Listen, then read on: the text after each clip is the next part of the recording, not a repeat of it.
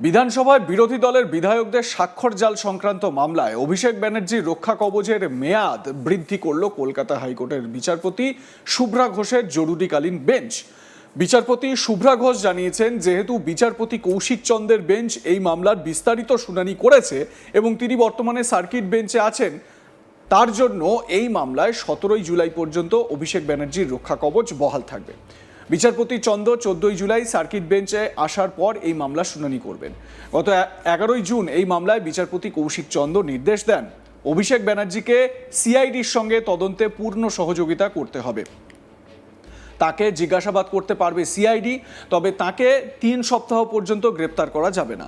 এরপর শুক্রবার বিচারপতি কৌশিক চন্দ্র না থাকায় মামলাটি বিচারপতি শুভ্রা ঘোষের বেঞ্চে ওঠে। বিচারপতি ঘোষ অভিষেকের অন্তর্বর্তীকালীন রক্ষা কবচ বৃদ্ধি করেছেন 17 জুলাই পর্যন্ত। তবে আরও বিপাকে পড়েছেন অভিষেক ব্যানার্জির আত্মসহায়ক সুমিত রায়। আগাম জামিনের আবেদনের মামলা শুনলেন না বিচারপতি সৌগত ভট্টাচার্য। বিচারপতি জয় সেনগুপ্তর বেঞ্চে গত 25 জুন শেষ শুনানি হয়েছিল মামলার। এরপর বিচারপতি সেনগুপ্ত অসুস্থ হয়ে হাসপাতালে ভর্তি থাকায় এই মামলার আর শুনানি হয়নি। শুক্রবার সকালেই বিষয়টি বিচারপতি সৌগত ভট্টাচার্যের বেঞ্চে মেনশন করা হয়। বিচারপতি ভট্টাচার্য বেলা 2টোর সময় দিলেও তিনি এই মামলা শুনতে চাননি। তিনি জানিয়েছেন, রেগুলার বেঞ্চই এই মামলা শুনবে, এখন তার পক্ষেই মামলা শোনা সম্ভব নয়। স্বাভাবিকভাবেই গ্রেপ্তারির আশঙ্কায় হাইকোর্টে এসেও আপাতত সুরাহা মিলল না সুমিতের। আর দেখুন, ঠিক এই জায়গা থেকেই যখনই আমরা বলি না যে সাঁড়াশি চাপ, চারিদিক থেকে একটা ঘিরে ধরা চক্রব্যূহ, সেই রকম একটা পরিস্থিতি তৈরি করা হচ্ছে। এবং সেটা যে অভিষেক ব্যানার্জি, নিঃসন্দেহে সেটা বলাই যায়। তার কারণ হচ্ছে, দেখুন, দেবরাজ চক্রবর্তী, তাকে গ্রেপ্তার করা এবং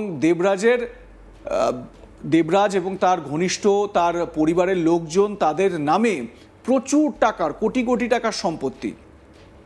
কেউ বলছেন যে দেবরাজের নাকি 1000 কোটি টাকার সম্পত্তি আছে, আবার কেউ বলছেন 1500 কোটি টাকার সম্পত্তি আছে। আর এই পরিপ্রেক্ষিতে সুমিত রায়, তাকেও যদি একেবারে গ্রেপ্তার করা যায়, জালে তোলা যায়, তাহলে অভিষেকের জন্য সময়টা খুব খারাপ হবে। মানস নস্কর আমার সহকর্মী কি বলছেন শুনুন। বিধানসভায় বিধায়কদের স্বাক্ষর জাল সংক্রান্ত মামলায় অভিষেক বন্দ্যোপাধ্যায়ের রক্ষা কবচের মেয়াদ বাড়ালো কলকাতা হাইকোর্ট। বিচারপতি শুভ্রা ঘোষের বেঞ্চ এদিন জরুরি ভিত্তিতে বিচারপতি শুভ্রা ঘোষের বেঞ্চে মামলাটি শুনানির জন্য উঠলে তিনি জানান, যেহেতু এই মামলাটি এর আগে বিচারপতি কৌশিক চন্দ্র তিনি বিস্তারিত শুনানি করার পর নির্দেশ দিয়েছিলেন, সেই জন্য তিনি এই মামলা এখন এই পরিস্থিতিতে শুনতে চাইছেন না। তিনি রেগুলার বেঞ্চেই মামলাটি পাঠিয়েছেন শুনানির জন্য। প্রসঙ্গত, বিচারপতি কৌশিক চন্দ্র তিনি বর্তমানে সার্কিট বেঞ্চে রয়েছেন। তিনি 14 জুলাই ফেরার পর এই মামলা শুনানি হবে ফের বিচারপতি চন্দ্রের বেঞ্চে। সেই জন্য আগামী 17 জুলাই পর্যন্ত এই মামলায় অভিষেক বন্দ্যোপাধ্যায়কে রক্ষা কবচ দিয়েছে কলকাতা হাইকোর্ট। এর আগে গত 11 জুন মামলাটি বিচারপতি কৌশিক চন্দ্র বেঞ্চে উঠলে বিচারপতি চন্দ্র অভিষেক বন্দ্যোপাধ্যায়কে সিআইডির সঙ্গে এই ঘটনার বিধানসভায় স্বাক্ষর জাল সংক্রান্ত বিষয়ে সিআইডি যে তদন্ত করছে সেই তদন্তে পূর্ণ সহযোগিতা করার নির্দেশ দেন এবং অভিষেক বন্দ্যোপাধ্যায়কে রক্ষা কবচ দেওয়া হয় 3 সপ্তাহের জন্য।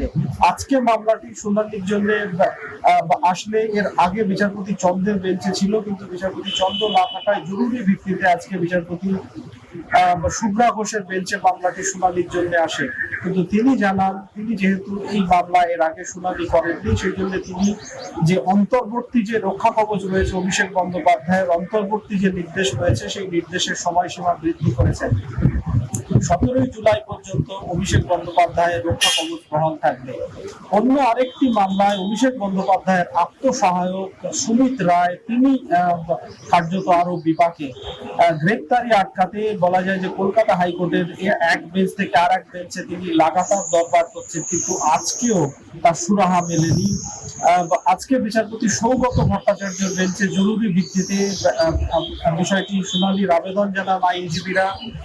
বেলা 2টোর সময় এই মামলা শুনানির জন্য ঠিক হয়, কিন্তু 2টোর সময় যখন মামলা শুনানির জন্য আসে, বিচারপতি সৌগত ভট্টাচার্য বলেন যে এই পরিস্থিতিতে তিনি তিনি এখন এই মামলা শুনানি করতে পারবেন না, তার পক্ষে করা সম্ভব নয়।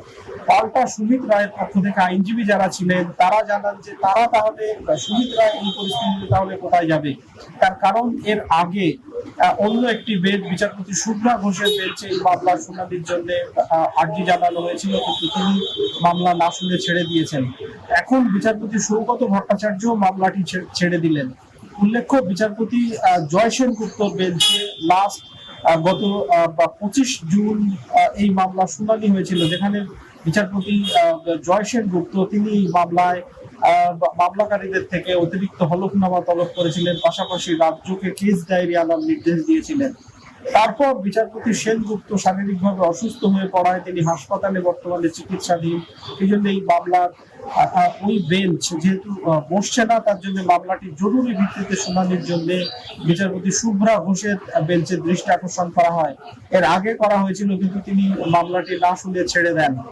আজকে বিচারপতি সৌগত ভট্টাচার্যের বেঞ্চে শুনানির জন্য দুটো সময় আসলেও তিনি জানিয়ে দেন এই পরিস্থিতিতে এখন এই মামলা শুনানি করা তার পক্ষে সম্ভব নয়। সব মিলিয়ে সুমিত রায় তিনি গ্রেপ্তারের আশঙ্কায় কলকাতা হাইকোর্টের দ্বারস্থ হয়েছিলেন, কিন্তু কলকাতা হাইকোর্ট থেকে তার কোনো সুরাহা মিলল না। আমরা জানি যে শালবনির একটি মামলায়, যেখানে প্রায় 50 একরের বেশি জমি প্লট তৈরি করে বিভিন্ন ছোট ছোট প্লট করে ভুয়ো কাগজপত্র নথি বানিয়ে দালাল মারফত সেই জমি করা হয়েছিল, এবং সেই টাকা ক্যালাক স্ট্রিটে তৃণমূল কংগ্রেসের পার্টি অফিসে এসেছিল বলে অভিযোগ। পাশাপাশি ডেবরা থানায় চাকরি বিক্রির আর একটা অভিযোগে এফআইআর দায়ের হয়, সেখানেও সুমিত রায়ের নাম জড়িয়েছে। ইতিমধ্যে পুলিশ তার বিরুদ্ধে লুকআউট নোটিশ জারি করেছে। তিনি কলকাতা হাইকোর্টে সুরাহার আবেদন জানিয়ে দরবার করেছিলেন, কিন্তু কলকাতা হাইকোর্ট থেকে তাকে আজ পর্যন্ত তাকে খালি হাতেই ফিরতে হচ্ছে, কারণ এই মুহূর্তে তিনি কলকাতা হাইকোর্ট থেকে কোনো সুরাহা পাননি। জরুরি ভিত্তিতে যে শুনানির আবেদন করেছিলেন, সেই আবেদনের সাড়া আজকে দেয়নি বিচারপতি সৌগত ভট্টাচার্য। ফলে তার যে গ্রেপ্তারির আশঙ্কা, সেই আশঙ্কা জিয়ে রয়েছে। আজকে আইনজীবীরা জানান যে এই মামলাকে কেন্দ্র করে এমন পরিস্থিতি, এমন ভাবে প্রচার করা হচ্ছে, যেখানে পুলিশ একটি শিলিগুড়ি থেকে কলকাতা আগামী একটি বাসে